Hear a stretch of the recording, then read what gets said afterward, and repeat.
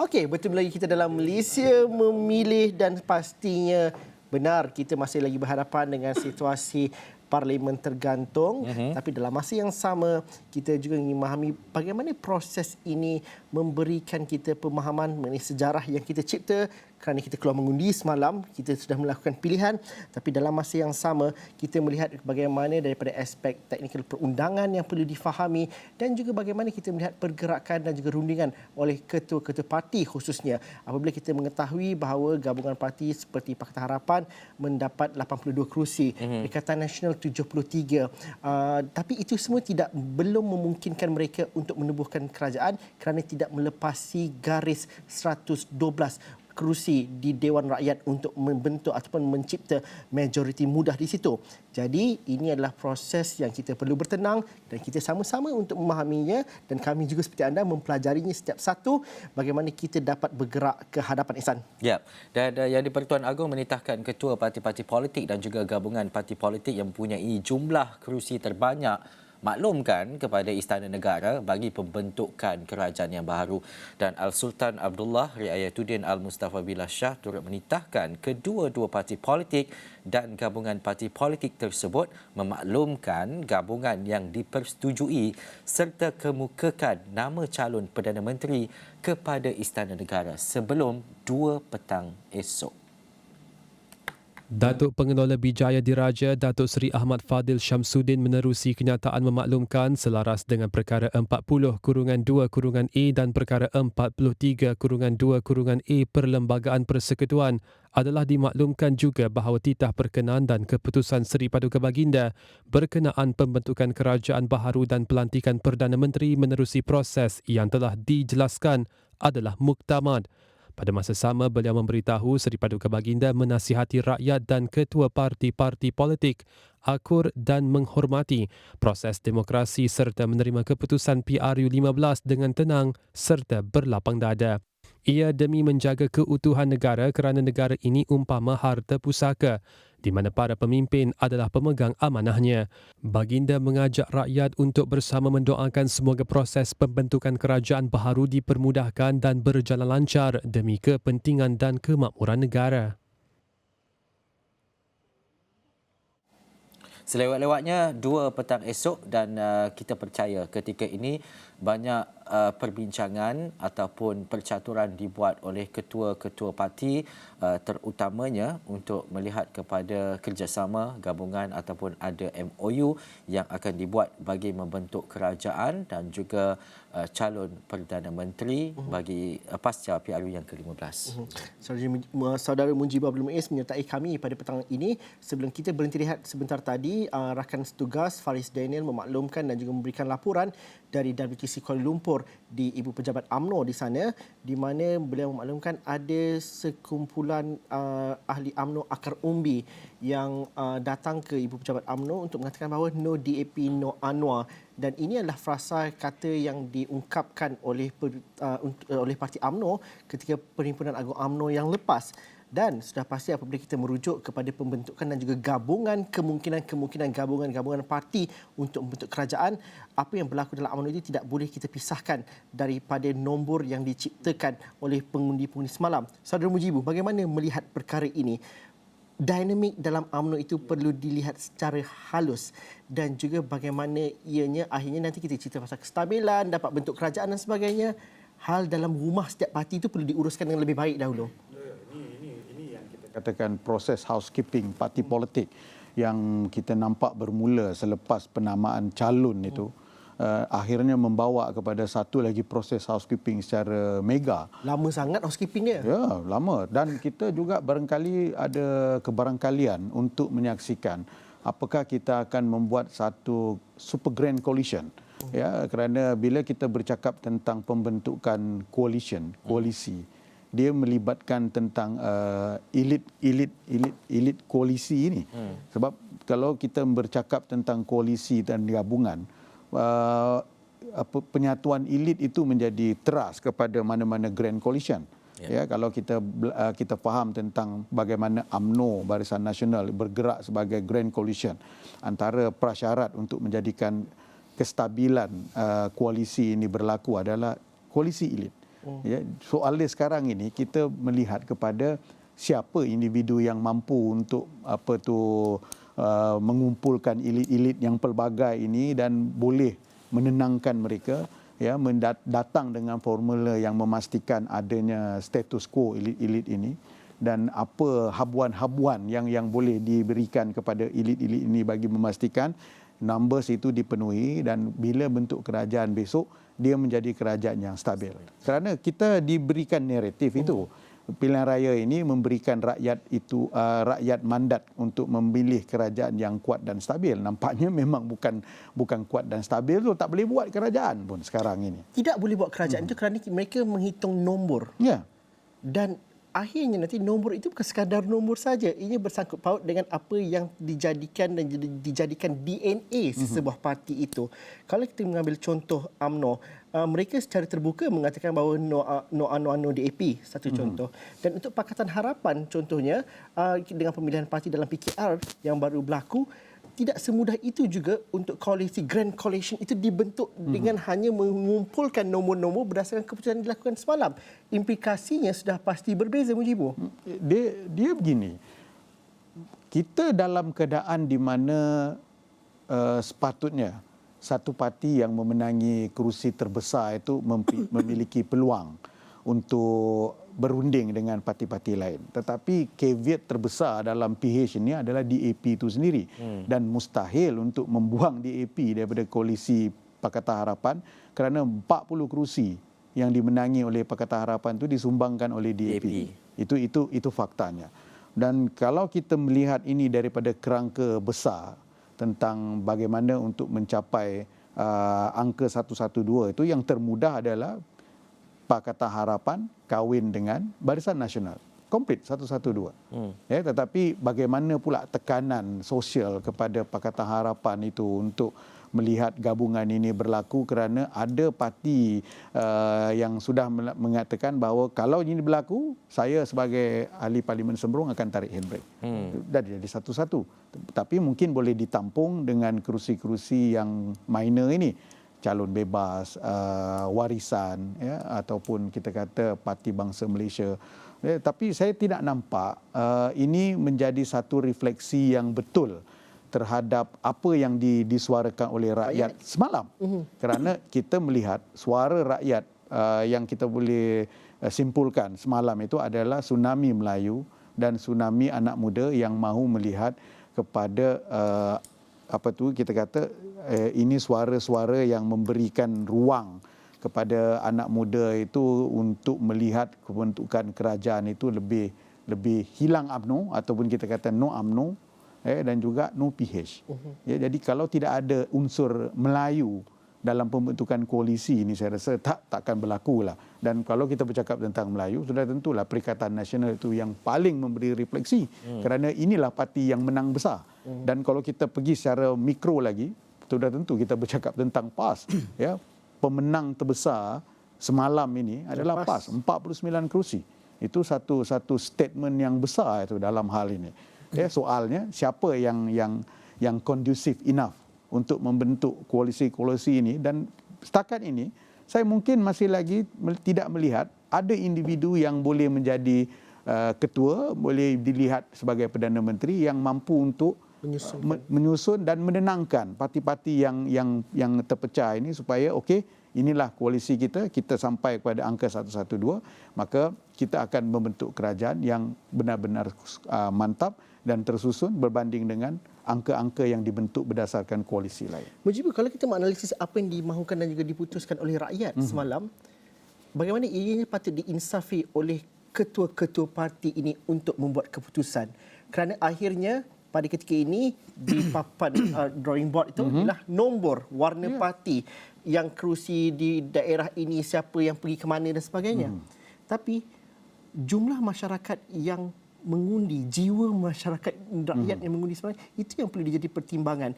Dan pemimpin yang berjiwa besar perlu memastikan untuk jangka masa panjang perkara itu diambil kira supaya rakyat juga tidak bangkit untuk mengatakan bahawa anda melakukan kesilapan dengan undi dan juga mandat yang kami berikan. Ya, saya setuju, Zul. Kerana adalah sesuatu yang menjadi ataupun kita anggap sebagai tanggungjawab moral kepada mana-mana juga koalisi yang membentuk kerajaan tadi untuk memberikan refleksi suara rakyat semalam di dalam kabinet itu ataupun di dalam kerajaan itu. Ya, jelas kalau kita mahu menghormati suara rakyat itu, maka siapa juga yang membentuk kerajaan itu, dia perlu membentuk kerajaan yang mewakili suara itu. Saya tak nampak kalau ada koalisi, of course lah, bila kita bercakap tentang politik pilihan raya, di akhirnya nanti kita hanya bercakap tentang politik angka. Itu rule of the game yang kita tidak boleh elak. Tetapi apakah juga kita mahu mengenepikan suara rakyat sebenar yang mahukan ataupun yang telah bersuara yang mengatakan bahawa kami mahu kerajaan Melayu, kerana sebelum ini isu dia adalah kerajaan itu tak Melayu betul. Dan juga kalau boleh kita mahu kerajaan itu yang kuat dan yang lengkap, yang mana mungkin pada ketika ini ada semacam skeptisism yang melihat bahawa kalau kerajaan Perikatan Nasional itu naik, siapa line up menteri-menteri dia ni? Ya, sebab banyak nama-nama baru yang kita unknown sebelum ni, dan mereka-mereka yang kita katakan wajah-wajah Malaysia masa hadapan, KJ, Nurul Izzahnya itu terkorban. Jadi Mujibur menyebut mengenai gelombang Melayu dan juga tsunami Melayu dan sebagainya. Tapi bagaimana kita lihat benar di separuh kawasan aspirasi dan jiwa Melayu itu diangkat dan juga diterjemahkan melalui undi. Tapi tidak dapat menidakkan di separuh kawasan bahawa mereka tidak mengidentifikasikan diri mereka sebagai Melayu, Cina ataupun India contohnya. Tapi ada satu perkara yang mengikat mereka. Mereka menolak rasuah. Mereka mahu membersihkan kluster mahkamah. Mereka yang terlibat dengan salah guna kuasa. Justru kalau semalam panel saya pada pukul 5 pagi semalam mengatakan bahawa ini adalah tsunami mencegah rasuah. Kalau dapat dilihat ke situ. Bagaimana perlu pandai juga membaca perkara itu lebih daripada ras dan juga nilai sepunya untuk bawa masa depan Malaysia yang lebih baik. Sebenarnya perlu dititik beratkan. Ini betul. Saya nak masuklah tadi ke situ ya. Saya nak masuk bahawa ini juga satu lagi indikasi yang digunakan oleh pengundi ketika membuang undi. Mereka mahukan satu kerajaan yang bersih, kerajaan yang jujur dan kerajaan yang accountable. Kerana undi anak muda ini yang kita sifatkan sebagai pengundi liar ini, kita melihat beginilah. Apa bebanan pada kerajaan yang akan dibentuk ini? Bebanan-bebanan dia itu untuk merefleksi suara ini.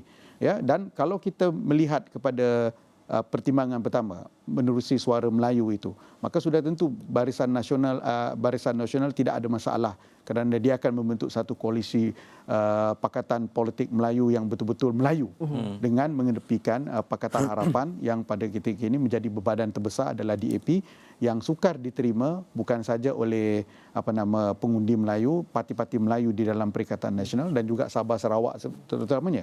Ya, tapi kalau kita ikut jalur kedua, sudah tentulah bebanan itu jatuh kepada Barisan Nasional. Ya, kerana apa yang berlaku pada ketika ini dia bukan 100% di tangan Zahid juga. Ya, kita tengok bagaimana naratif sebelum pilihan raya ini, gerakan-gerakan solidariti bersama bosku, kan? Bagaimana UMNO terlampau overconfident sampai dia balik kepada asal sebelum dia jatuh pada 2018. Ini saya rasa rangkuman-rangkuman yang diperhati dan diamati oleh pengundi muda dan akhirnya mereka menterjemahkan ataupun membuat unjuk rasa dengan memilih jalan selamat iaitu Perikatan Nasional. Ya, ini saya rasa yang perlu direfleksi dalam hal memahami. Boleh saya tambah sikit? Kita melihat sebelum pilihan raya berlaku, parti-parti politik ini mereka telah menyuarakan pendirian mereka. Umpamanya UMNO mengatakan bahawa no DAP, no UNWA, no DAP. Dan saya percaya DAP juga telah menyatakan bahawa no UMNO. Ya, sebab DAP punya konsep, mereka mengatakan bahawa mereka nak benteras segala pihak-pihak ataupun orang-orang politik yang terlibat dalam rasuah ataupun kita panggil kluster mahkamah ni. Jadi kalau dah demikian yang dijanjikan kepada rakyat, tidakkah kita melihat rakyat tertipu akhirnya apabila dulu kata no UNWA, no DAP pun sama juga, tetapi UMNO tidak menyatakan sedemikian bagi parti-parti yang lain. Bermaknanya kalau berlaku keadaan deadlock, mereka masih boleh bergabung dengan parti lain. Jadi gambaran tersebut telah diberikan kepada rakyat. Jadi rakyat sekarang bila melihat tiba-tiba dulu cakap lain, sekarang you berubah pendirian you, tidakkah itu boleh dikatakan sebagai you telah menggagalkan ataupun telah mengecewakan rakyat yang telah memilih you? Mungkin kita rakyat, contohnya rakyat yang memilih Barisan Nasional, mereka menganggap kalau Barisan Nasional tidak dapat mencukupi jumlah untuk membentuk sebuah kerajaan, sekurang-kurangnya Barisan Nasional boleh bergabung dengan parti yang lain untuk juga menjadi sebahagian daripada kerajaan, ya, menjadi sebahagian daripada kerajaan. Tetapi mereka beranggapan bahawa gabungan tersebut adalah gabungan yang mereka kata sebelum pilihan raya itu adalah gabungan yang mereka boleh bersama. Tapi tiba-tiba bila berlaku pilihan raya, dah dapat keputusan, berlaku deadlock, tidak ada siapa yang majoriti, tiba-tiba gambaran yang diberikan bahawa bukan parti ini yang kita nak bergabung, tetapi parti yang lain yang kita katakan dahulu langsung tidak boleh. Jadi ini bukan terpelaknya kepada Barisan Nasional juga, tetapi kepada pihak DAP juga. Sebab mereka juga ada juga mengatakan bahawa, bukan semua, semua ada juga yang mengatakan bahawa disebabkan prinsip mereka nak menghalang pemimpin-pemimpin yang korup, maka mereka tidak akan bersama dengan mereka, dengan orang-orang ini untuk membentuk sebuah kerajaan. Jadi itulah yang kita kena fikirkan. Adakah kita ni tadi, ahli-ahli politik yang telah dipilih oleh rakyat, memikirkan janji kita kepada rakyat, ataupun kita sekadar retorik saja. Kita tidak pernah sebenarnya mengutarakan apa yang kita telah janjikan kepada rakyat. Ini janji kepada rakyat adalah satu janji yang besar, ya, bukan satu janji yang kita suka-suka saja buat. Sebab kita menggambarkan perjalanan kerajaan dalam tempoh 5 tahun yang akan datang. Kita kena laksanakan apa yang rakyat nak. Walaupun kita tahu ada 3 blok kumpulan rakyat yang memilih 3 parti yang berbeza, tetapi apa sekalipun kumpulan tersebut mengharapkan sesuatu seperti mana yang telah dijanjikan oleh ahli-ahli politik ini. Tetapi dalam masa yang sama, kalau mungkin ada pihak mengatakan bahawa disebabkan kita ada parti-parti politik, maka disebabkan ada anti-hopping law ni, kita tak boleh keluar, kita tak boleh melompat ataupun kita tidak boleh menyokong secara peribadi. Tapi saya tidak bersetuju sangat dengan pendapat tersebut. Sebab bagi saya, kalau sekiranya kita bukan mengatakan bahawa dia boleh melompat parti. Dia memang tak akan lompat parti, tetapi sokongan kepada orang-orang tertentu untuk menjadi Perdana Menteri masih boleh dilakukan walaupun blok dia ataupun parti dia tidak bersetuju. Ya?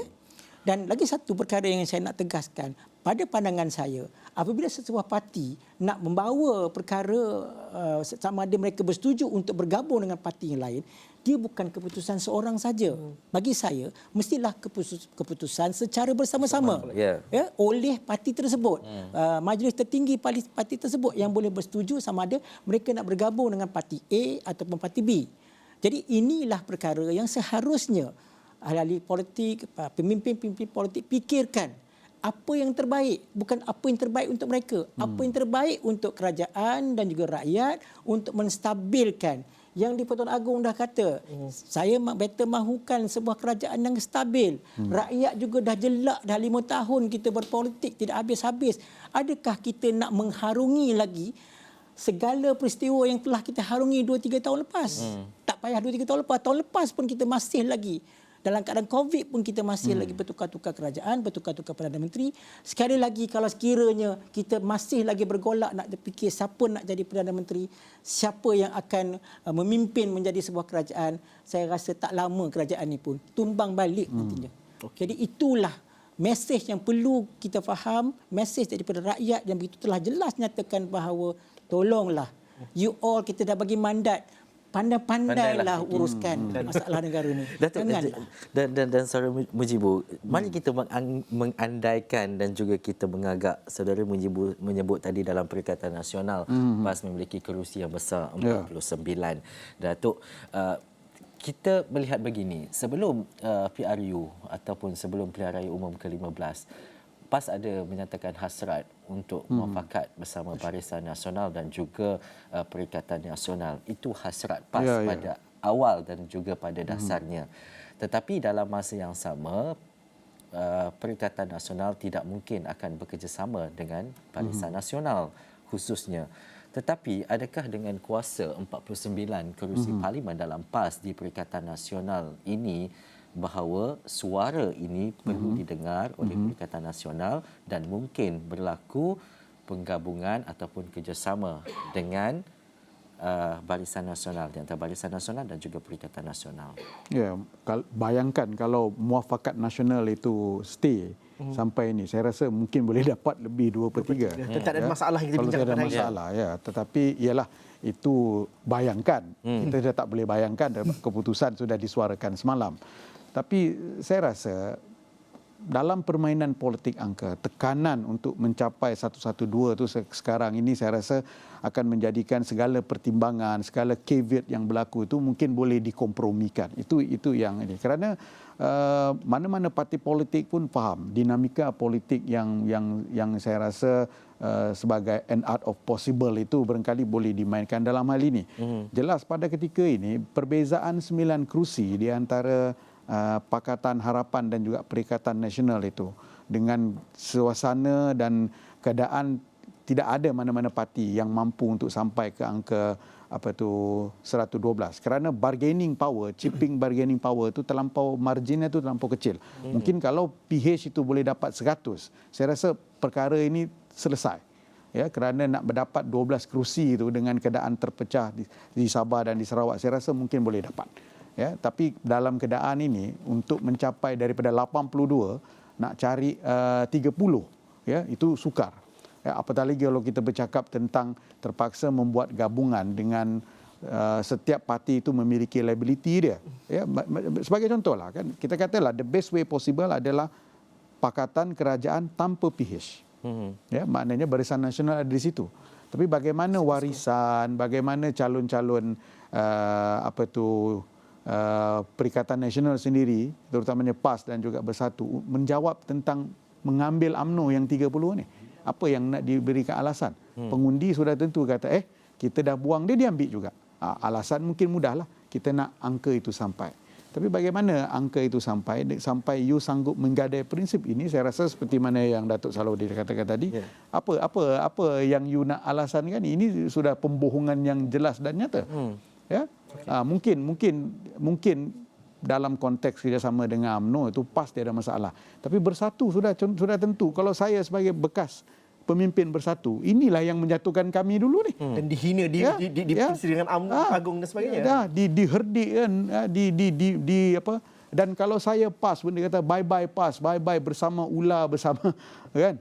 Saya rasa dari sudut perspektif itu, ya, maknanya kita ni dah jadi satu pakatan parti yang oportunis, yang sanggup untuk menjual prinsip dan akhirnya begini. Ya. Ehsan, Datuk dan juga Saudara Mujibu, kita berhenti rehat seketika dahulu. Kita minum sikit air kerana kita selepas ni panjang lagi perbincangan yang kita mahu lakukan. Pertamanya ialah akhirnya kita mencari kestabilan dan juga jalan keluar. Kami cadangkan kepada ahli politik yang sedang berunding, mana tahulah ada yang terkena boleh dipertimbangkan, kerana akhirnya kita juga warga media juga mahukan sesuatu dilakukan untuk masa depan Malaysia yang lebih baik. Kerana kalau dari segi hitung detiknya, sebelum tarikh 19 November lepas sudah tempoh 40 hari Parlimen dibubarkan, dan sejak itu juga bajet belum lagi diluluskan, dan hakikatnya juga hari 20 hari bulan kita ada kurang 40 hari lagi untuk menuju tahun 2023. Banyak masa lagi kita perlu habiskan untuk semua perkara ini. Itu yang kita perlu fikirkan. Tapi kita berhenti rehat seketika dahulu. Mungkin Datuk dan juga Saudara Mujibu boleh menjawab selepas ini. Kita jumpa lagi selepas ini.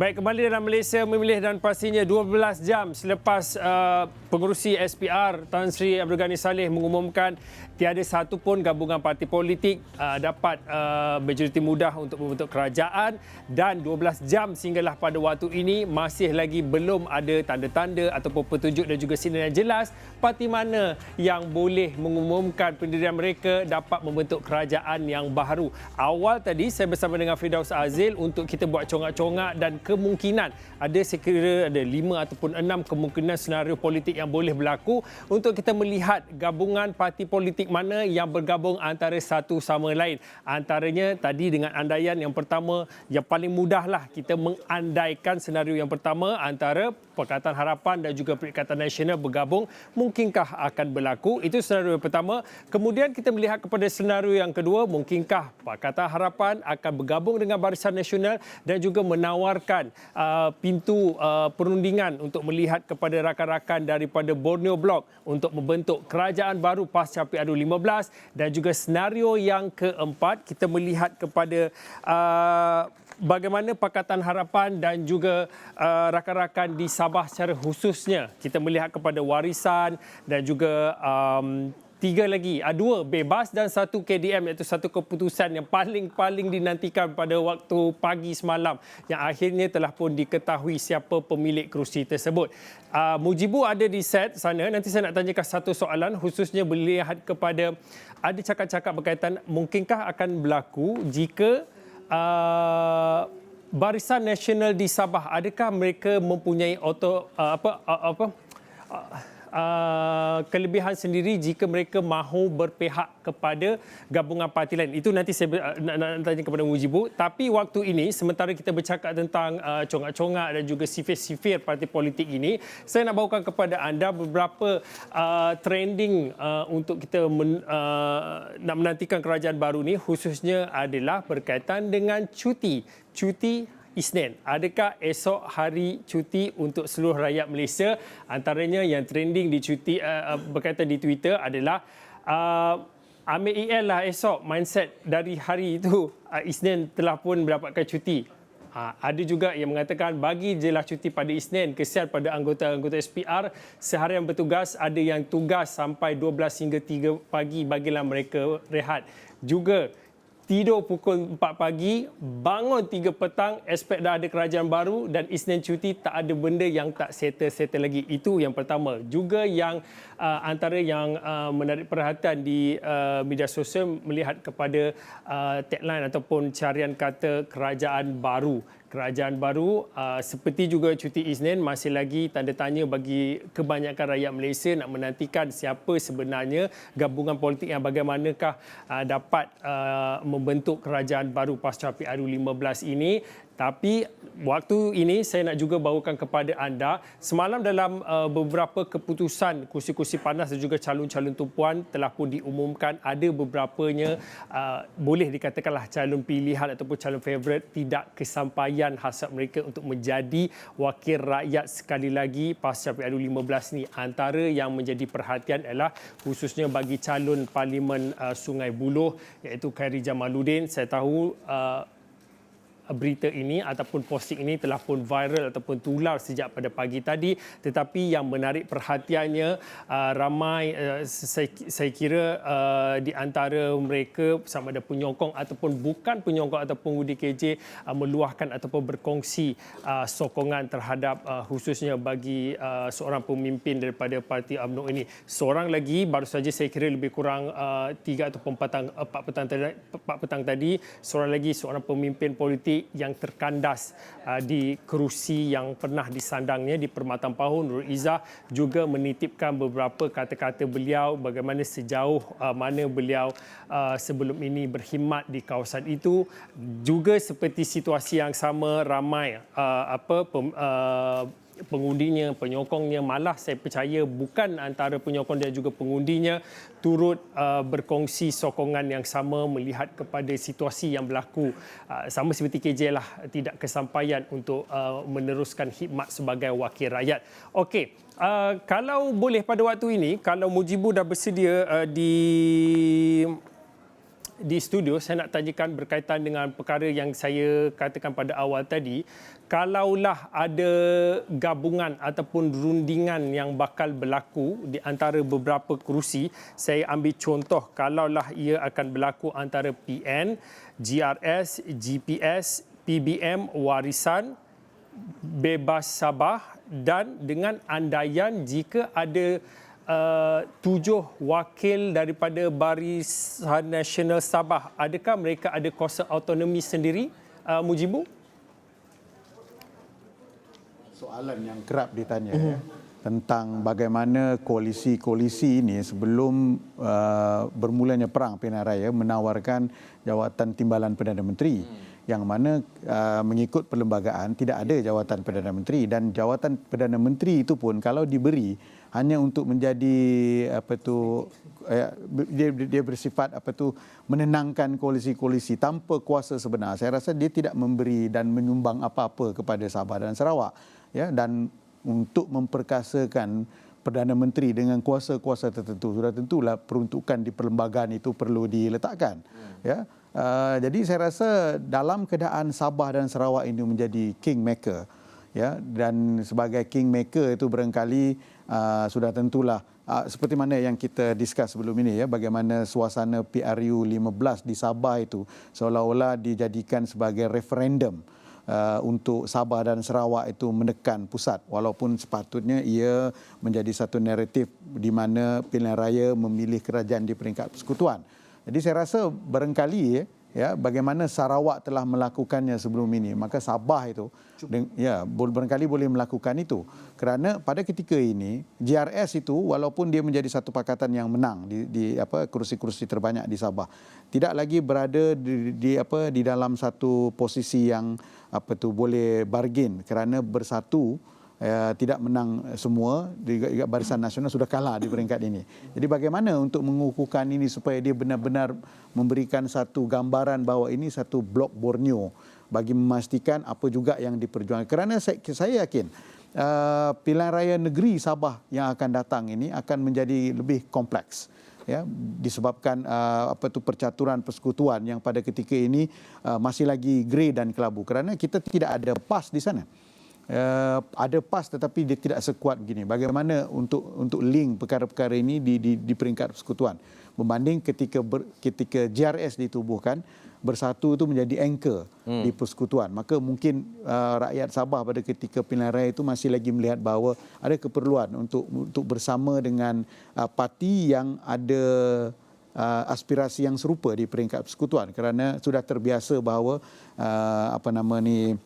lebih senang berunding dan sebagainya. Tapi warisan mengasak pada ketika itu, walaupun pada saat dan ketika ini nampaknya warisan yang barangkali mungkin boleh membina momentum daripada PRU 18 dan PRU negeri, nampaknya tinggal 3 kerusi. Jadi saya rasa kalau benar-benar blok Sabah ini mahu membina apa yang kita kaitkan sebagai blok Borneo seperti mana Sarawak lakukan, di sini dia punya kunci.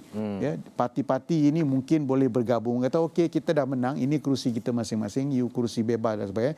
Why not kita blok dan kita menjadi satu suara yang sehati sejiwa sebagai Sabahan. Ya, kita lupakan Sabahan for Sabah, Sabah for Sabahan berdasarkan perspektif parti masing-masing, tapi kita guna ini ambil peluang untuk push hak-hak Sabah itu kepada kerajaan yang berbeza, kerana kerajaan tak dibentuk lagi. Ya, kelebihan sebagai blok Sabah yang kuat hanya boleh dilakukan kalau mereka bergerak secara solid, secara kompak, berbanding dengan sebagai warisan, sebagai calon bebas, sebagai Perikatan Nasional, sebagai GRS, sebagai Barisan Nasional. Ini saya rasa barangkali satu ruang dan peluang yang boleh digunakan. Tetapi dalam hal ini saya rasa siapa yang nak buang ego juga ni? Kan? Jadi pihak lokal di Sabah. Seperti apa yang ada di Sarawak lah, seperti GPS itu yang perlu dilakukan juga di Sabah. Tapi Datuk, ini kita memberi situasi. Situasi ini kita perlu jelas. Apabila kita ambil contoh Barisan Nasional dengan 30 kerusi yang ada. Sekiranya ketetapan dibuat oleh ketua parti bahawa untuk menyokong gabungan ini, PH ataupun Perikatan Nasional dan sebagainya, itu adalah ketetapan dari ketua parti. Tetapi apabila ketetapan itu buat dalam dan juga sebahagian daripada 30 ahli parlimen itu, mungkin kita ambil separuh lah, menyatakan hasrat tidak setuju, tak nak pun parti ini. Dan mungkin ada isu-isu lain seperti pemecatan dalam parti dan sebagainya. Bagaimana isu ini kita boleh kaitkan dengan keadaan dan juga situasi itu, termasuk anti lompat parti itu, Datuk? Ini adalah satu keadaan yang belum pernah berlaku ya. Kita satu keadaan yang kita tak pernah ada presiden. Jadi sekarang ni, andai kata kita ambil contohlah yang sekarang ni isu dia bergantung kepada BN Barisan Nasional yang ada 30 kursi ni. Mungkin bukan semua yang setuju untuk masuk bergabung dengan mana-mana parti, sama ada parti A atau parti B. Andai kata mereka mengikut presiden ataupun ketua parti tersebut untuk bersetuju masuk ke dalam satu parti. Persoalannya sekarang, andai kata yang separuh ni tidak bersetuju, bolehkah mereka ni keluar atas gabungan Barisan Nasional juga untuk masuk ke komponen yang lain? Ya? Jadi bagaimanakah keadaan sedemikian? Adakah ianya melanggar akta anti-hopping law? Ya? Okay, dalam anti-hopping law, dia cakap kalau individu, setiap orang wakil rakyat tersebut, andai kata dia lompat kepada parti lain, maka seat dia akan dikosongkan. Bagaimana kalau sekiranya satu blok, satu kumpulan dalam satu parti yang mengatakan bahawa mereka pun ada daripada Parti Barisan Nasional, separuhnya pergi kepada satu lagi blok. Adakah ianya tertakluk ataupun terperangkap dengan peruntukan di bawah akta lompat parti? Jadi ini persoalan yang kita mungkin kita tak pasti sama ada perkara ini berlaku nanti, adakah mereka akan challenge mahkamah dan sebagainya, akan menentukan bahawa adakah peruntukan tersebut benar-benar boleh cater dalam keadaan sekumpulan lebih daripada seorang. Jadi kalau ini berlaku, bayangkanlah kalaulah pemimpin ini berjiwa besar, mereka akan fikir kalau aku ikut kehendak aku, sebahagian tak setuju, akan berlaku keadaan ketidakstabilan dalam kerajaan. Tak cukup siapa juga. Yang rugi? Yang ruginya rakyat dan juga negara. Dan barang perlu diingat, sebab kita akan ada election lagi bulan 5, bulan 6 akan ada state election. Banyak negeri akan buat state election.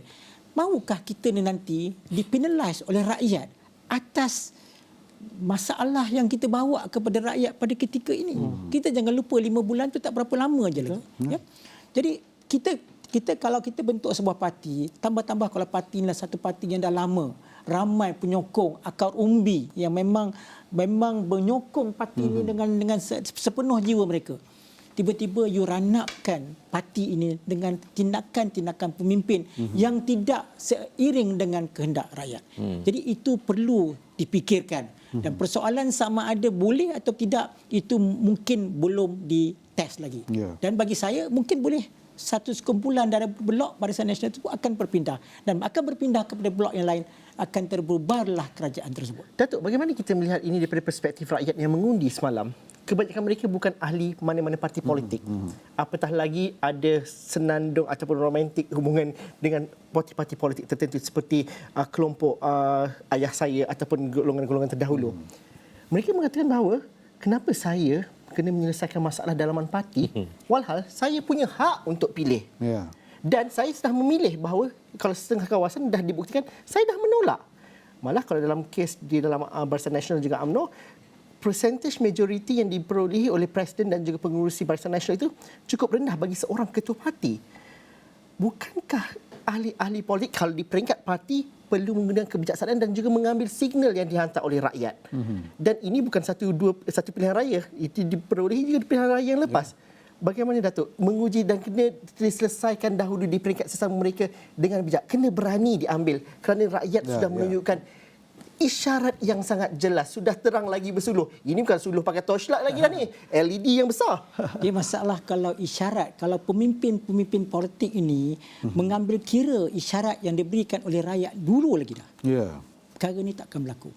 Masalah pemimpin ni sama ada mereka tak nampak isyarat oleh rakyat ataupun sengaja tidak mahu mengambil isyarat daripada rakyat ni tadi.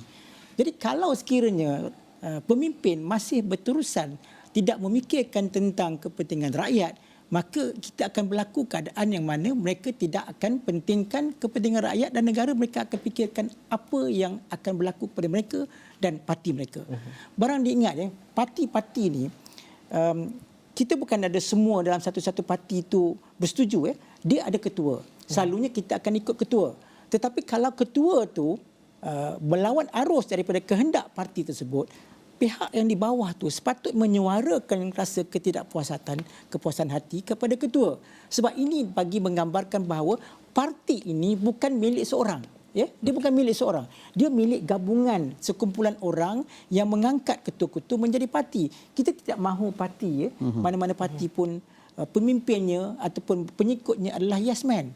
Mereka perlu menyuarakan pendapat mereka. Sebab saya pasti UMNO itu sendiri sebuah parti yang dibentuk dengan aspirasi untuk memelihara kepentingan rakyat. Tetapi mungkin pemimpin-pemimpinnya telah tidak mengikut apa yang diaspirasikan oleh pemimpin-pemimpin UMNO dulu. Jadi kalau begitu, mereka sebenarnya tak perlu berada dalam parti. Bagi saya, we don't want people who has got this character hanya mementingkan diri di dalam parti. Of course, saya agak blunt, tetapi kita sebenarnya dah penat. Dah penat sebab kita sayangkan sesuatu parti. Kita mahu lihat negara kita stabilize dengan pemimpin-pemimpin ini. Rakyat dah mengundi. Kita tak dapat majoriti. Berpakat-pakatlah. Apa yang susah sangat. Kan? Perdana Menteri itu jawatan je. Kan? Kalau kita bagi seorang, kita rela-lah seorang tu menjadi seorang Perdana Menteri, biarlah dia pimpin. Dan 5 tahun lagi kalau tak setuju, kita pilih yang lain. Ya? Dan satu lagi alternatif kalau boleh saya sarankan. Ya. Kalau dah susah-susah sangat, kalau dah rakyat kita diheret rakyat bersama-sama dengan masalah parti-parti politik ni, kenapa tidak kita adakan satu unity government? Kerajaan yang tiada pembangkang. Semua ni kita gabungkan menjadi sebuah kerajaan, lantiklah mereka ni jadi cabinet minister ikut kepada komposisi ahli ataupun kursi yang mereka menang. Dan kelayakan mereka. Jadi kita lantik seorang Perdana Menteri, kita lantik di kalangan semua ni, siapa yang ada majority support, jadi Perdana Menteri, dan dia pula akan lantik setiap daripada parti-parti ini, salah seorang ke dua ke, untuk menjadi menteri. Ini dipanggil sebagai unity government. Okey, satu yang tak bagus tentang unity government ni, kerajaan campuran ni, mungkin kita tidak ada pembangkang. Tetapi perlu diingat, bila tidak ada pembangkang, tetapi kita ada parti-parti yang berbeza ideologi, ada yang mementingkan tentang kefahaman tuntutan Islam, ada yang mementingkan liberalism, ada yang mementingkan masalah kaum dan sebagainya. Jadi semua parti ni kalau mereka sama-sama menjadi ahli ataupun kabinet, mereka akan saling membantu dan juga check and balance apa tindakan kabinet tersebut. Kelebihannya kepada rakyat. Sebab itulah jalan penyelesaian itu. Semua nak jadi Perdana Menteri, semua nak jadi kabinet, ministers. Okey, kita buat satu unity government. Leave it to them to decide siapa you nak lantik sebagai Perdana Menteri. Pulangkan ketika Parlimen bersidang. Bagaimana itu boleh dilakukan dengan sebaik mungkin? Kerana lontaran kerajaan perpaduan ini pernah dilakukan ketika 2020. Sudah pasti yang melontarkan idea adalah Tun Dr. Mahathir Mohamad. Tapi dalam masa sama, itu dianggap bahawa ada sebuah pihak kata dictatorship. Tapi yang pentingnya je, perkara itu negara berdepan dengan masalah hari ini. Dulu pun sama, hari ini pun sama, masalah ekonomi, masalah yang berkaitan dengan post-COVID dan sebagainya. Tapi Datuk, daripada segi kerangka undang-undang perlembagaan dan sebagainya, bagaimana untuk mengikat itu adalah satu perkara yang dapat dilakukan secara telus dan juga secara transparan. Kerana itu yang mungkin ditakuti oleh rakyat juga dan juga tidak faham mengenai konsep ini. Ahli politik juga bagaimana untuk memastikan bahawa mereka patuh kepada kerajaan perpaduan ini. Apa yang mengikat mereka dengan satu dokumen ataupun dengan satu perkara yang dapat dibahaskan di Dewan Rakyat ataupun dapat diletakkan pada satu peringkat perundangan. Di dalam Perlembagaan Persekutuan, dia tidak menyatakan kerajaan tersebut ada kerajaan berbangkang, ada kerajaan yang pro ataupun against. Ia cuma kata lantik seorang Perdana Menteri dan kemudiannya ada Cabinet Minister. Ini asas sebenarnya. Asasnya di bawah perkara 43. Ya. Jadi kalau sekiranya dulu Tun Mahathir ada menyuarakan kerajaan campuran, semuanya menjadi kerajaan, maknanya kita lantik mereka kalangan ahli-ahli politik untuk menjadi Cabinet Minister, dia sebagai ketua. Kita tak boleh katakan ini satu konsep dictatorship. Sebab kalau dia ketua, kita berdasarkan kepada 43, kalau sekiranya dia tidak lagi mendapat majority support, dia akan tumbang. Kerajaan tak tumbang, Perdana Menteri itu tumbang, dia akan gugurkan dengan kabinet, tetapi seorang lagi dilantik di kalangan kerajaan yang campuran ni tadi. Jadi yang diktator tu kalau sekiranya dia melakukan satu tindakan yang berkuku besi ataupun dia seorang saja nak buat sesuatu keputusan tanpa ada kolektif punya decision, maka pihak kerajaan itu sendiri, ahli-ahli parlimen boleh menumbangkan Perdana Menteri tersebut Dengan undi- lantik seorang lain. dengan undi tidak percaya. Tidak percaya. Ya? Jadi nak kata kerajaan tak stabil tak boleh. Sebab apa? Pada ketika itu semua itu menjadi kerajaan. Semua dah jadi kerajaan. Kita tak pernah try lagi ya. Tak pernah konsep ni tak pernah dicuba. Dan saya telah memikirkan bahawa apa kata kita buat keadaan sedemikian, kita semua bukan jadi cabinet ministers pun. Yang lain tu akan jadi backbenchers ni akan terus menyuarakan segala pandangan mereka, check and balance. Sekiranya kabinet tidak melakukan satu perkara yang bertentangan dengan kehendak rakyat, maka mereka boleh memberikan kritisisme mereka. Dan bagaimana ini dapat mengelakkan? Kerana ini realiti yang berlaku sejak 2020. Apabila membentuk sokongan daripada pelbagai parti-parti politik, sebagai habuannya ditawarkan jawatan dalam bentuk jawatan menteri dan timbalan menteri sehinggalah kepada jawatan di peringkat GLC dan juga NGO dan sebagainya. Dan ini menuntut perbelanjaan yang cukup besar untuk membayar gaji-gaji mereka. Dan saiz kabinet kita cukup besar sekali. Dan ini saya memetik kepada apa yang dikatakan oleh Ideas juga, kita tidak boleh melihat kepada saiz kabinet itu sebagai satu keberkesanan pentadbiran kerajaan. Bagaimana kalau kerajaan perpaduan ini sebenarnya dapat menyelesaikan masalah? Kita memilih orang yang betul-betul kompeten. Kita memilih orang-orang yang boleh menyelesaikan masalah. Yang kalau kepakarannya ialah kesihatan, selesaikanlah masalah kesihatan. Kalau keperluan menyelesaikan mengenai gaji rakyat, orang yang betul-betul layak yang diletakkan di situ. Datuk, bagaimana kita melihat perkara ini secara serius dan juga logik untuk bergerak ke hadapan? Saiz cabinet ministers ni, kita tidak bermaksud saiz tu boleh jadi besar kalau sekiranya komponen parti dalam bentuk sebuah kerajaan tu besar. Kita sekarang kita ada lebih kurang berapa? Lebih kurang 10 lah katakan parti-parti. 10 ni akan bentuk sebuah kerajaan. Satu orang daripada satu parti baru 10 orang. Ya? Kita tak perlu saiz yang begitu sampai 70. Kita boleh cukup 25 orang. 25 orang mana parti yang komponen yang lebih besar, kita ambil mereka lebih daripada seorang. Dan Perdana Menteri itu tak kira daripada parti mana, janji dia mendapat sokongan majoriti. Oleh semua, bukan saja ahli kabinet. Bukan oleh ahli kabinet, oleh members of the parliament. Mereka akan milih seorang. Yang seorang ni akan menentukan siapa jadi cabinet minister. Jadi kalau dia bertanggungjawab, dia akan menentukan bahawa siapa yang dipilih jadi menteri ini di kalangan parti-parti politik yang menganggotai kerajaan tersebut, dia akan memikirkan yang terbaik. Ya? Dia akan memikirkan yang terbaik. Kita kata tak ada pangkang, tak ada siapa nak semak tindakan kerajaan. Tidak. Kita ada backbenchers. Kita ada parti-parti yang berlainan. Mereka akan start questioning. Kalau you beratkan orang Cina, you beratkan orang India, you beratkan agama Islam dan sebagainya, mereka akan start question selagi persoalan mereka atau pembantahan mereka itu dalam kerangka perlembagaan persekutuan. Jadi itu yang penting. Bagi saya, Malaysia ni, kalau dah kita semenjak PRU 14 ataupun PRU 13, memang dah timbul masalah. Masalah tak boleh bergabung, tak boleh bersepakat, tak boleh bekerjasama dalam soal-soal politik. Semua orang nak pegang jawatan. Semua orang nak menteri, nak jadi Perdana Menteri.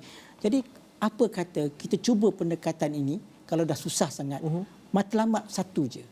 Demi kestabilan politik dan juga kemakmuran rakyat. Kita nak tengok orang-orang di luar sana, Brunei, Indonesia, China, United States, United Kingdom, semua memerhatikan kita ni.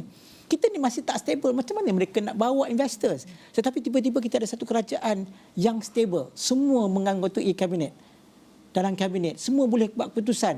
Saya rasa orang akan tengok dah ada stability dalam kita punya pentadbiran. Dan itu tidak begitu asing sebenarnya dalam 2-3 tahun kebelakangan ini dengan jawatan kuasa khas di peringkat parlimen yang ditubuhkan dengan penyertaan ahli-ahli politik daripada pelbagai parti. Benar. Tapi itu tidak popular. Tapi kerja yang mereka lakukan memberikan impak besar kepada hal-hal yang mereka salah guna dan juga penambahbaikan daripada segi akta lompat parti dan juga penggubalan dana politik dan juga akta tembakau dan sebagainya.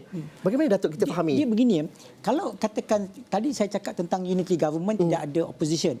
Kita bandingkan pula dengan minority government. Minority government yang mana mereka parti yang mempunyai kursi paling banyak, walaupun tidak melepasi majoriti, dia akan dipilih untuk menjadi sebuah kerajaan.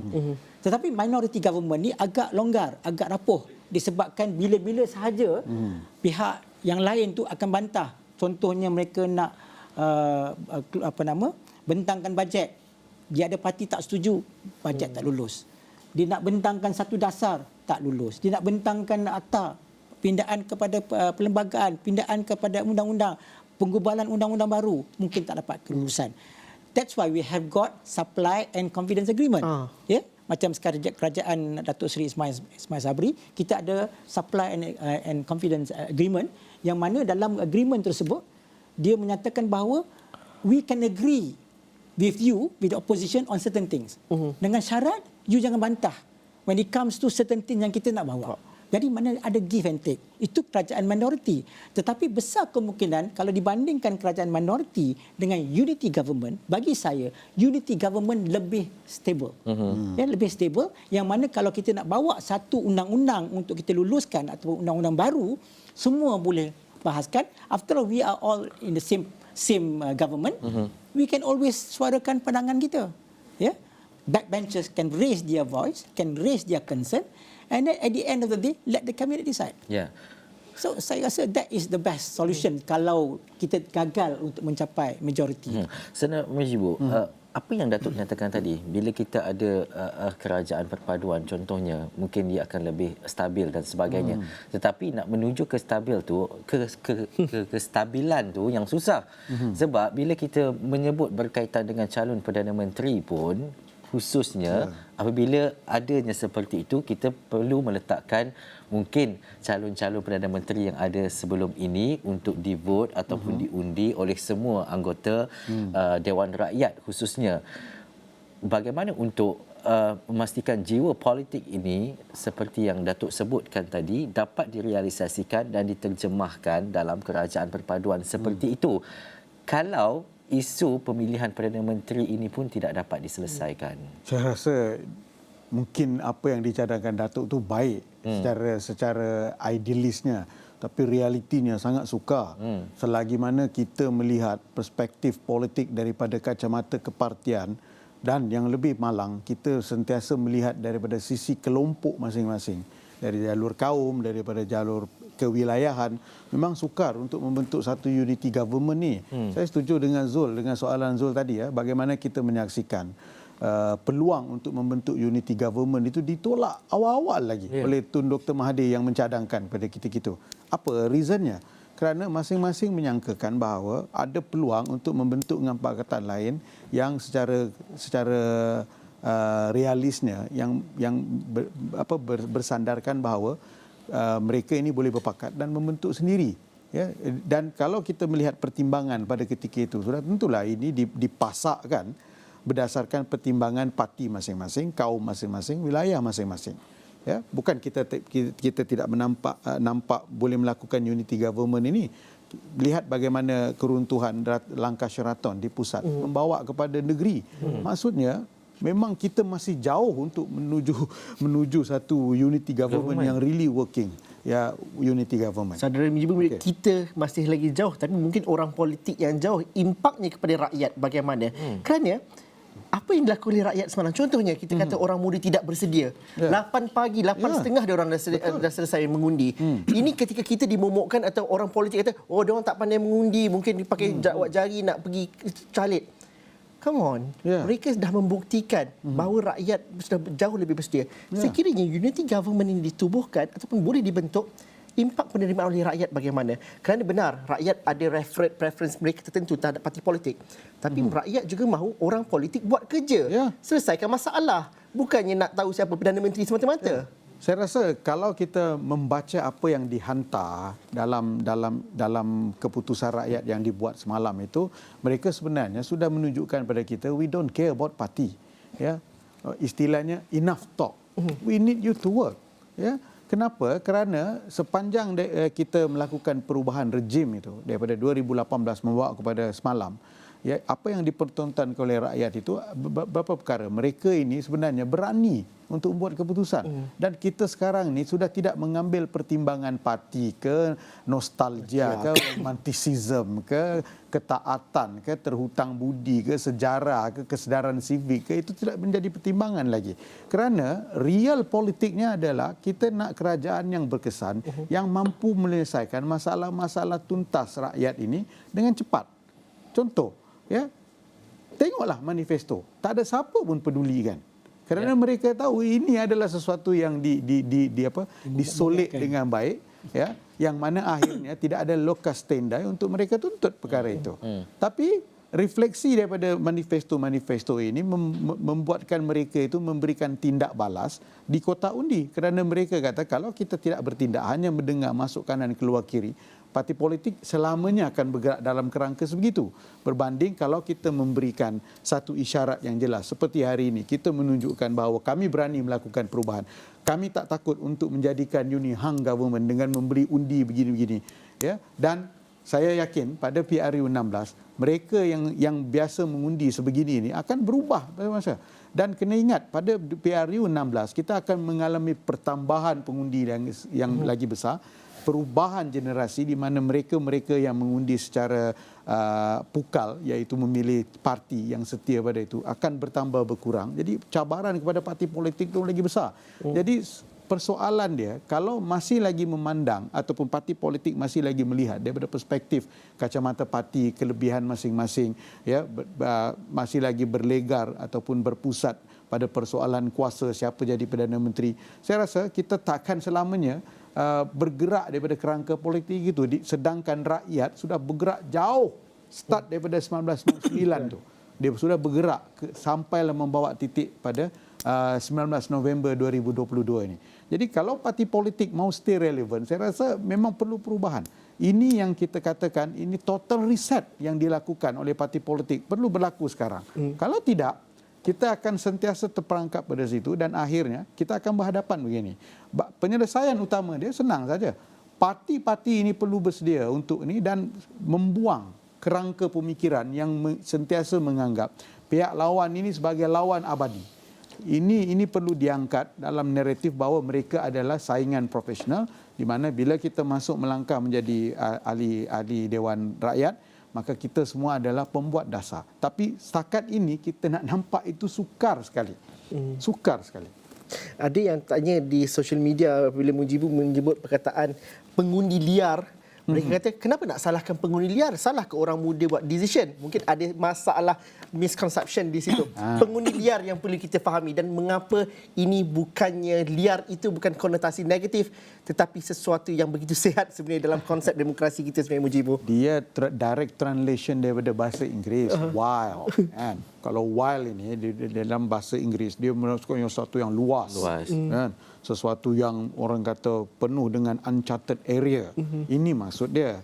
Ya, liar ini maksud dia. Mereka ini begitu berani sekali membuat tindakan, ya, yang saya sering anggap kadang-kadang penganalisis suka guna pengundi atas pagar. Sedangkan kalau kita turun di lapangan, pengundi yang ada tu pagar pun dia tak jumpa. Ya, ahli politik mungkin duduk atas divider. Okey. Kalau pengundi mengatakan mereka itu atas pagar, sekurang-kurangnya mereka sudah ada keputusan untuk lompat daripada pagar tu nak pergi ke padang warna hijau atau pergi padang warna merah atau pergi padang warna biru. Ya, tapi pada ketika ini mereka itu really wild kerana pagar pun dia tak jumpa. Tapi mereka bersemangat, mereka mempunyai harapan di mana mereka mengatakan bahawa kuasa untuk mengubah kebobrokan semua ini adalah daripada mereka. Sebab itu pukul 8 sudah bersedia, banjir pun sanggup tunggu. Kerana apa? Kerana mereka mempunyai harapan dan harapan ini menjadikan mereka itu really daring lah kita kata. Memang suka ambil risiko dan sebagainya. Jadi kalau kita katakan mereka ini liar itu kerana mereka tidak terperangkap ataupun tidak mengikut kerangka politik lama yang melihat semua itu daripada perspektif calon, isu, parti. Tapi mereka ini lebih progresif dan lebih agresif. Itu sebab kita kata dia ni wild. Ataupun dalam bahasa Melayunya liar lah. Kalau liar ni kata ini jahat pula mulutnya kan. Begitu. Tapi ini.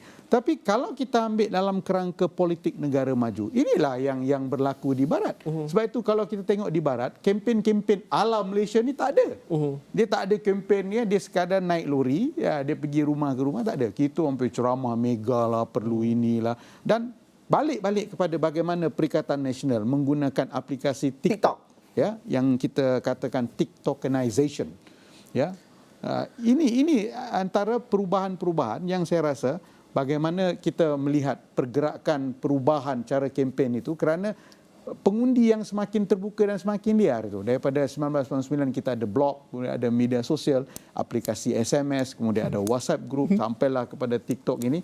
Ini perubahan-perubahan kerana regenerasi dan juga keterbukaan generasi itu disebabkan keterdedahan maklumat. Selagi mana mereka terdedah, selagi mana media kukuh menjadi fourth estate of the democracy ini, saya rasa kita akan berhadapan dengan pengundi-pengundi yang lebih orang kata apa, agresif, ya, lebih wild di masa hadapan.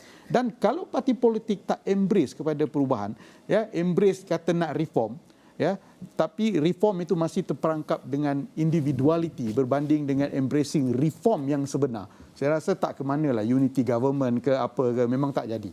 Saudara Mujibu, mungkin rakyat masih lagi keliru ni apa yang berlaku sekarang ini. Kejap lagi dah nak start World Cup kan. Mereka dah fikir pasal perkara itu. Perkara politik tak selesai juga. Tapi satu perkara yang perlu mereka faham dengan apa yang mereka telah lakukan. Semalam apabila kita ketahui keputusan, ada yang mengatakan bahawa dan juga menyalahkan, pihak ini, pengundi di kawasan ini tidak membuat keputusan yang betul untuk Malaysia secara keseluruhan. Ada tindakan salah menyalahkan antara satu pihak dengan satu pihak lain. Ada yang mengatakan, pengundi muda mengatakan bahawa salah keputusan yang saya lakukan. Tapi naratif dan juga pemahaman dan juga bagaimana kita meraihkan bahawa ini adalah perkara yang baik telah dicapai oleh rakyat Malaysia. Kita tidak lagi disempitkan dengan omokan, dengan juga dengan ketakutan seperti dahulu. Kita bebas untuk berfikir, bebas untuk memilih. Saudara Mujibu. Ya, saya setuju, Zul. Kerana apa yang kita perhatikan semalam itu adalah bagaimana kita telah beranjak daripada budaya politik yang sentiasa menekankan bahawa kalau mengundi parti itu you akan terjual, terbangsat. Kan? Ini yang kita tak mahu. Dan bagi saya, ini adalah satu hakikat dan fakta bahawa setelah 15 kali melakukan pilihan raya, kita masih lagi apa yang kita katakan sebagai kerangka politik kepartian, di mana bila kita melangkah kepada politik kepartian, jalur-jalur di dalam kepartian itu banyak daripada perspektif yang sempit dan menajamkan persaingan berbanding daripada aspek-aspek yang meluaskan perwakilan. Sebab kalau kita kata unity government, dia perlu bercakap tentang perwakilan, ya, meletakkan orang yang ada kemahiran, yang ada kepakaran, teknokrat yang pakar dalam bidang itu. Ini yang Indonesia buat, ya, sampai ke tahap mereka meletakkan negara, country, nation di hadapan. Boleh mengambil musuh politik menjadi ahli kabinet kerana kepakaran dia dalam bidang ketenteraan dan keselamatan. Boleh mengambil Nadiem Bakarin, ya, mengekal teknokrat. Exactly. Kita di mana? Kerana terperangkap dalam tu nak jadi ahli kabinet gitu. Dan of course lah ada kekangan-kekangan perlembagaan. Tapi bagaimana pula kekangan perlembagaan itu boleh dilangkaui dengan memastikan parti melantik ataupun memilih calon-calon yang mungkin tidak popular daripada parti tapi boleh bekerja. Tapi ini tak boleh dilakukan. Tengok UMNO kena. Bila nak dibuat housekeeping parti, cantas walot-walot, berkeceramuk. Tidak ada parti yang berani. PAS pun kena macam tu. Walaupun PAS tidak terjejas lah, ya, dengan mengorbankan walot 2 orang itu kan. Tapi saya rasa kalau kita berterusan ada kerangka ini, saya rasa kita masih jauh lah untuk bercakap tentang melantik teknokrat ke memilih orang itu. Kerana bila kita bercakap tentang pengundi yang liar, yang sudah bebas, parti itu perlu bebas. Pendemokrasian parti itu perlu bermula dengan parti politik. Ini kalau nak cakap ni tak boleh, kena cover-cover, bila dah kalah baru nak mengaku, ya, baru kalah baru nak letak jawatan, baru takut kan. Saya rasa dia tidak akan ke mana. Dan apa yang kita capai pada hari ini, saya rasa tidak akan membawa perubahan yang signifikan, kerana selepas rakyat berani melakukan perubahan itu, bila tiba nak capai 112, kita masih lagi bercakap dalam kerangka parti kan. DAP sebagai ni, Sabah Sarawak, susahlah macam tu. Saya rasa kita akan membuang masa dan pada PRU 16 kita akan ulang apa yang kita bincang pada hari ini pada tarikh 2000 berapa tu nak election 2027. Harapnya 2027 lah, bukan lebih awal daripada itu. Kami pun nak cuti juga. Okey, tapi kita nak berhenti rehat seketika dahulu, Ihsan. Kita kembali selepas ini sebab kita sebenarnya kita ada calculator dekat astroawani.com ni. Kita boleh membilang, mengira dan juga kita meletakkan nombor-nombor dan juga jumlah sokongan parlimen. Sekejap lagi saya kongsikan dengan anda. Kita kembali selepas ini dalam perbincangan kita Malaysia memilih pasca PRU 15.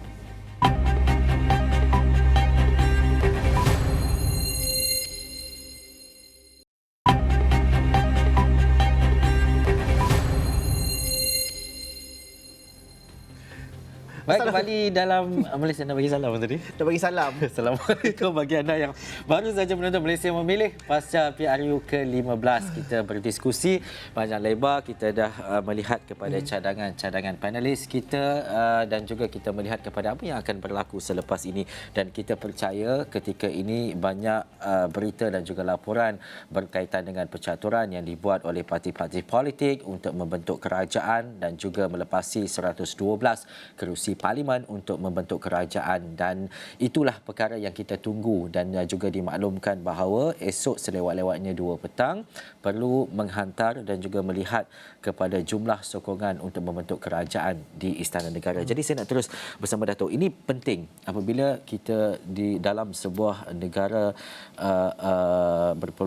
berperlembagaan dan juga peranan Majlis Raja khususnya, pada dasarnya mungkin penyokong dan juga pengundi Pakatan Harapan nak melihat kepada pemimpin mereka menjadi Perdana Menteri apabila adanya 82 kerusi parlimen contohnya. Begitu juga sebaliknya Perikatan Nasional dengan 73 kerusi untuk melihat kepada pemimpin mereka menjadi Perdana Menteri dan sebagainya.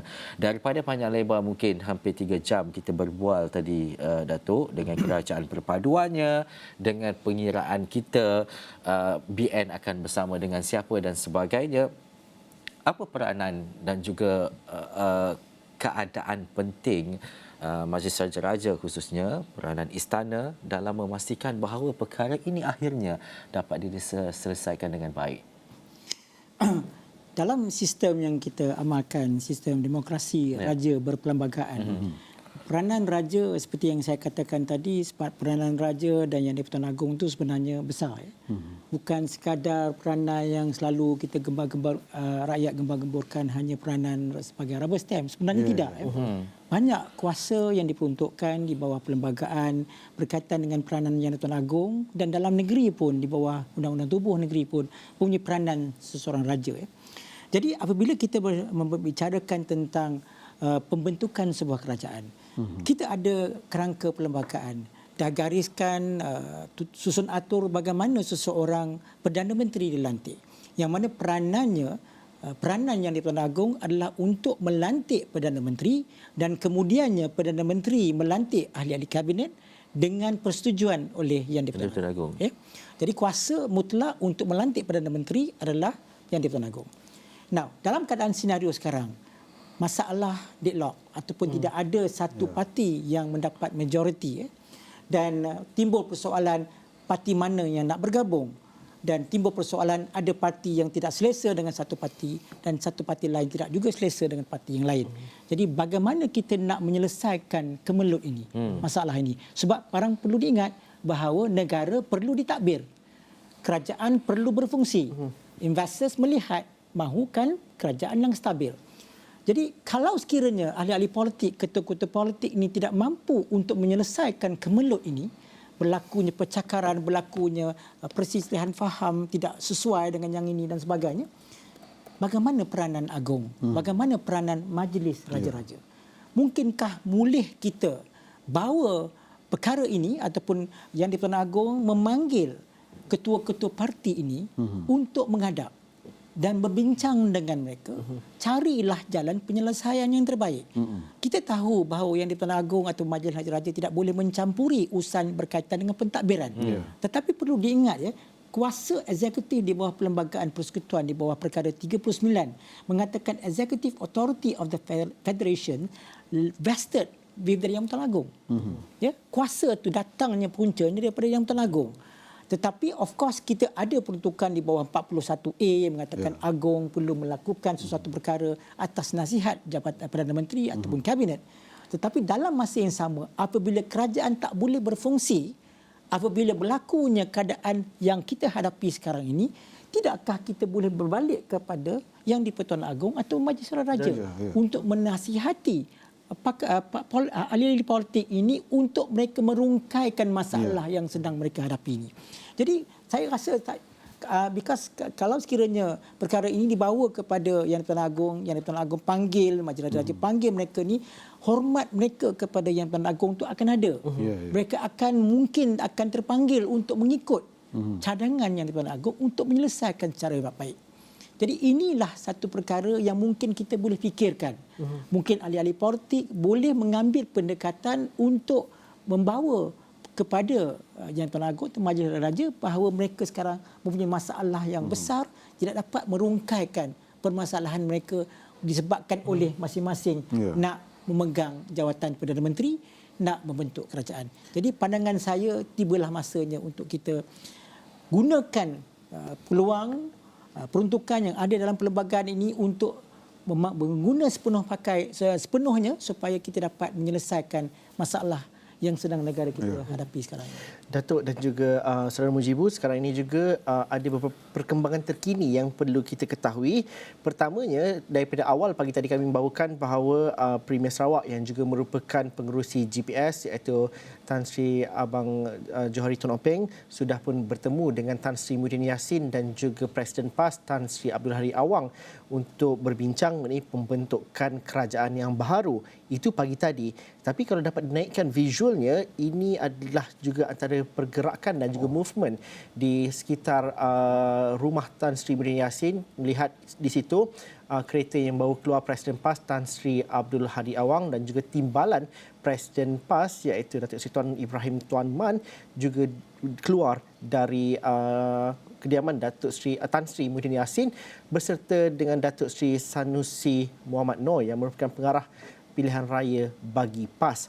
Dan pastinya wartawan-wartawan berkumpul di beberapa lokasi tertentu, khususnya di kediaman Tan Sri Muhyiddin Yassin untuk mengetahui siapakah dan juga bagaimanakah rundingan tokoh-tokoh politik berlangsung, siapakah yang datang berbincang dan sebagainya. Dan ini yang sahaja indikasi yang dapat dimainkan oleh pihak media.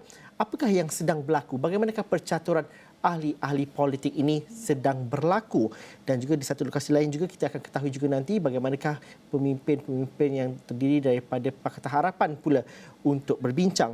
Tapi dalam masa yang sama, kita juga ketahui, kita ingin melihat kepada bagaimana rundingan ataupun apa yang berlaku di negeri Sarawak, kerana difahamkan juga sekitar jam 4.30 petang tadi ada program Yang Berhormat Premier Sarawak, tapi ini berkaitan dengan persidangan Dun Sarawak. Tapi difahamkan ada sidang media yang bakal berlangsung sebentar lagi, dan ini memberikan sedikit sebanyak indikasi dan juga dapat, ini adalah peluang pertama Ihsan kan, yang mana wartawan dapat bertanyakan kepada Premier Sarawak dan juga pengurusi GPS itu apa yang berlaku di sebelah pagi tadi. Perkembangan-perkembangan ini kami bawakan di seluruh platform digital kami. Wartawan-wartawan kami berada di lapangan, mereka akan memberikan perkembangan dan juga kemaskini yang terbaru sekiranya ianya sahih untuk dikongsikan kepada anda. Dan ini akan kami bawakan dari masa ke masa, Ihsan. Dan juga kita tadi banyak bercakap dan juga berbincang. Akhirnya perkara yang kita khususkan ini adalah perjalanan kita untuk melihat kepada pembentukan kerajaan. Tidak perlu mengambil masa yang lama sebab seperti yang Datuk dan juga Saudara Mujibu kata, dunia melihat ia memberi kesan kepada pelaburan dan kestabilan ekonomi, politik dan sebagainya, dan perkara itu perlu disegerakan dan disejajarkan dengan keadaan baik dan sebagainya. Tapi Saudara Mujibu, kalau kita membilang dan juga membuat pengiraan, betul kita kata anak muda mereka yang dah keluar mengundi nak dapatkan peluang dan juga telah menyuarakan, tetapi apabila disuarakan kita tidak mendapat keputusan majoriti. Ini bermakna keputusan itu terpecah dengan banyaknya parti politik dan sebagainya. Akhirnya apa yang rakyat mahu, apa yang rakyat ada sekarang ini adalah menerima apa sahaja bentuk percaturan ketua-ketua parti ataupun parti-parti politik ini untuk membentuk kerajaan. Tetapi selepas itu, adakah kita perlu ataupun rakyat dan juga pengundi perlu dihukum lagi dengan ketidakstabilan politik sekiranya perkara kefahaman, ketidaksamaan dan juga perbincangan dalam parti-parti politik ini masih lagi menjejaskan kestabilan itu? Ya, saya rasa keputusan semalam juga mungkin kita boleh baca sebagai sebuah hukuman kepada parti-parti politik Mengapa? Kerana mereka membuat unjuk rasa yang menunjukkan bahawa kita sekarang tidak lagi berfikir dalam kerangka parti. Kami hanya mengikut naluri dan apa yang kami rasakan betul, maka kami memilih anda. Tetapi di dalam bentuk yang sangat terpecah sehingga kan menimbulkan masalah kepada mereka untuk membuat kerajaan. Jadi kalaulah mereka sekali lagi mengulang permasalahan yang sama selepas rakyat menyaksikan bagaimana mereka dalam percaturan politik kuasa hanya menekankan politik angka sehingga lupa tentang tugas-tugas hakiki sebagai kerajaan. Ketika mana kerajaan yang kuat, yang kita katakan inilah masa di mana seluruh rakyat mengharapkan orang politik melupakan sebentar politik, menumpukan permasalahan rakyat ketika kita dihimpit dengan masalah COVID. Tapi apa yang berlaku, rakyat sekarang telah memerhatikan mereka bukan di peringkat persekutuan, di peringkat negeri sampai ke tahap COVID tengah merancak, menggila buat pilihan raya di Sabah. Ya, ketika mana mereka mengatakan inilah SOP bla bla bla dan sebagainya, semua tak buat SOP dan menyusahkan orang pada ketika graf kita tu sudah berada di landai dah. Tiba-tiba Sabah datang, kita jadi balik. Dan inilah yang menjadi bibit-bibit kepada hukuman ini. Jadi saya rasa kalaulah parti-parti politik yang sekarang ini memiliki kerusi yang terpecah, ya, terpaksa menerima hakikat bahawa sebenarnya mereka terima hakikat ini dah lama. Ya, mereka tahu tidak akan ada kerajaan yang akan membentuk mana-mana kerajaan tanpa majoriti. Jadi saya rasa kalaulah mereka ini tidak mengambil iktibar, tidak insaf dan tidak mengambil hikmah yang berlaku ini dengan membentuk satu kerajaan yang kita katakan boleh meminimumkan dan meletakkan meminimumkan persaingan politik dan meletakkan aspek perwakilan dalam erti kata yang sebenar dalam angka 112 itu, melakukan tanggungjawab mereka dengan menubuhkan kerajaan yang stabil yang boleh menumpukan permasalahan-permasalahan rakyat, menambahkan lagi bilangan-bilangan dasar yang baik selepas kita ini nak keluar ni daripada COVID ni masih lagi tak berkeluar dengan betul. Dengan jangkaan pula bahawa tahun depan lagi mencabar situasi kita kerana krisis Rusia-Ukraine itu makin memburuk, kan? Ekonomi merudum, ringgit makin jatuh, ya. Supply chain barang makanan itu memang sentiasa ada masalah, ya. Pergi kedai makanan jual ayam goreng tak ada. Itu satu perkara yang tak pernah tergambar pada ketika ini. Jadi saya rasa kalaulah parti politik yang sekarang ini sedang berunding masih lagi tidak mengambil pengejaran itu, mengambil kira ada PRN negeri, ya, dan PRN negeri itu boleh dijadikan satu lagi momen untuk menghukum mereka, saya rasa kita akan mendapat keputusan yang lebih parah pada PRN negeri dan sudah tentu jangkaan pada PRU ke-16 nanti dengan pengundi-pengundi ini sudah ada pengalaman untuk melakukan swing. Saya rasa lagi teruk dia akan hasilkan. Ya, mungkin pada ketika ini ada juga parti yang dapat 82. Lagi lambat lagi tak? Lagilah, kan? SPR akan menjadi lebih parah untuk mengira undi dan sebagainya, dan pada ketika itu mungkin kita menyaksikan parti itu dapat setara dia semua 20-10 20-10. Kita tidak. Sebab kalau ditengok trend apa yang diperhatikan pada PRU 15 ini? Calon paling banyak, ya, PRU ini. Maknanya orang-orang pun dah berfikir kita pergi Solo atau kita pergi ini boleh. Makin banyak influencer yang diterima baik, ya. Yang kalahkan Nurul Izzah tu terkenal dengan ustaz TikTok. Kan? Dan kita ada TikTokers yang very famous di luar. Mungkin besok influencer yang kita kenal di media sosial itu akan pergi. Tak silap-silap mungkin Alif Syukri juga betul ni. Ya? Okey. Ya. Datuk, Nani tadi kita dah cakap pasal cuti, tapi saya nak contoh pasal cuti waktu berbaki ni. Tapi ada ini mungkin soalan yang mudah tapi perlu difahami. Boleh atau tidak dengan majoriti dalam Pakatan Harapan yang ada 82 kerusi yang tertinggi, gabungan parti yang tertinggi ketika ini berbanding dengan parti-parti lain dipersembahkan kepada yang di-Pertuan Agong untuk ini kami ada majoriti ataupun kami ada jumlah kerusi yang lebih tinggi berbanding yang lain. Adakah PH layak untuk meletakkan calon Perdana Menteri ataupun membentuk kerajaan atas budi bicara dan juga nasihat yang di-Pertuan Agong? Boleh atau tidak seperti itu? Dia untuk beliau membawa nama dia dan juga penyokong-penyokong dia kepada Yang Tuan Agong, tiada masalah. Ya. sebagai satu parti yang mempunyai kerusi yang paling banyak. Bermaknanya peluang diberikan kepada dia, kepada ikutnya, pada dasarnya untuk dia mencari gabungan dia. Tetapi untuk dia menyatakan bahawa now saya ada 82, saya nak bentuk kerajaan, saya perlu dilantik sebagai Perdana Menteri, itu tidak mencukupi untuk melayakkan dia menjadi Perdana Menteri. Sebab undang-undang mengatakan bahawa dia mesti mendapat majoriti sama, 112. Tetapi untuk melayakkan dia berjumpa dengan Yang Pertuan Agong untuk menyatakan bahawa dia patut diberi peluang untuk bergabung ataupun berbincang dengan parti-parti lain, itu tiada masalah. Tetapi sebenarnya tak perlu pun jumpa Agong untuk berbincang. Sekarang pun boleh berbincang. Boleh jumpa dengan pihak Barisan Nasional, boleh berjumpa dengan pihak Perikatan Nasional untuk berbincang. Begitu juga dengan pakatan-pakatan di Borneo sana, mereka boleh berbincang. Tetapi masalahnya yang saya tahu, sebabkan berlakunya deadlock ni ataupun tidak boleh lagi membentuk sebuah kerajaan, mungkin masih belum ada kesepakatan tu. Masih lagi belum berkira-kira sesuai ke kita bergabung dan sebagainya. Jadi itulah sebenarnya kedudukan yang berlaku sekarang. Tapi saya menggunakan semula frasa ini, dah tentu semua tak ada yang dapat buat majoriti mudah. Kalau yang menang tak menang semua, yang kalah tak kalah semua. Ini menuntut kepada pemahaman parti-parti politik untuk memahami frasa ini dan tidak meletakkan diri sebagai kepak yang besar untuk terbang kerana tak mampu terbang pun. Kadang-kadang terma kingmaker itu disalah faham. Itu yang salah faham.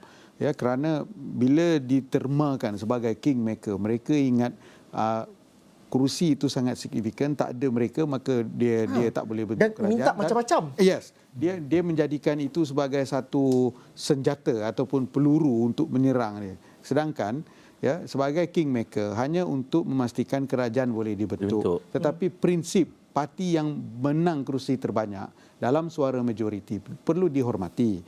Cuba itulah kita terperangkap sebenarnya. Mungkin kita bukan terperangkap tapi tak boleh keluar daripada kerangka itu. Okey, kita bagi diskaun lah. Sebab kita sudah berapa kali pilihan raya, format kita sama, ada parti yang membentuk majoriti. Even pada 2018 kita sampai di angka 112 tu. Tapi pada kali ini itu tidak berlaku. Jadi kita mungkin memberi diskaun kerana menganggap ini sebahagian daripada proses penambahbaikan perjalanan demokrasi kita. Tetapi saya rasa parti-parti politik itu perlu sedar bahawa yang dihantar semalam itu adalah refleksi tentang bagaimana rakyat di bawah yang sedang berubah dengan begitu ketara, di mana perubahan mereka itu begitu lambat untuk dipahami oleh parti politik. Jadi kalaulah momen yang dihantar oleh rakyat semalam itu masih lagi tidak dipahami, masih lagi parti-parti politik meletakkan perspektif persaingan itu yang sentiasa dilihat daripada kacamata parti yang sempit, daripada jalur-jalur yang kita kata terlampau inilah perkauman lah, itulah kan, kewilayahan lah, mungkin sukar lah kita ni. Kalau kita kata Sabah dan Sarawak menuntut hak-hak dia, kita marah. Tak boleh marah kerana itu dimension di perlembagaan. Jadi masalahnya apa? Masalahnya selama ini apa yang berlaku pada hubungan state federal itu dalam kerangka perlembagaan itu, bagaimana dia dituntut? Kalau dia dipenuhi, saya rasa geng-geng ini tidak menuntut. Dan kita tidak melihat keterpecahan itu berlaku dan juga penyatuan GRS itu secara solid itu berlaku kerana kalau ini tidak timbul. Saya rasa itu yang perlu dibaca itu. Saya baru menerima satu WhatsApp yang mengatakan bahawa parti MCA yang merupakan salah satu komponen dalam Barisan Nasional menyuarakan hasrat bahawa apa keputusan oleh pihak Barisan Nasional untuk menyertai mana-mana parti perlu mendapat persetujuan daripada komponen parti juga. Jadi bayangkanlah sekarang ni PH memerlukan 30. Cukup-cukup 30 tu untuk membentuk sebuah kerajaan 112. Andai kata MCA mengambil pendekatan untuk tidak bersama dengan Barisan Nasional, mana dia boleh lakukan sedemikian, maka akan tidak cukuplah juga PH untuk membentuk sebuah kerajaan disebabkan ada kelompangan di situ. Jadi itu sebab saya katakan awal-awal tadi, apabila sesuatu parti untuk menyokong sesuatu coalition, dia mestilah mendapat persetujuan mandat daripada keseluruhan majlis tertinggi ataupun ketua-ketua kepada parti-parti tersebut. Dia tidak boleh memandai-mandai, sebab ini adalah keputusan satu blok parti, bukan keputusan satu parti. Satu parti. Bukan keputusan dia sendiri.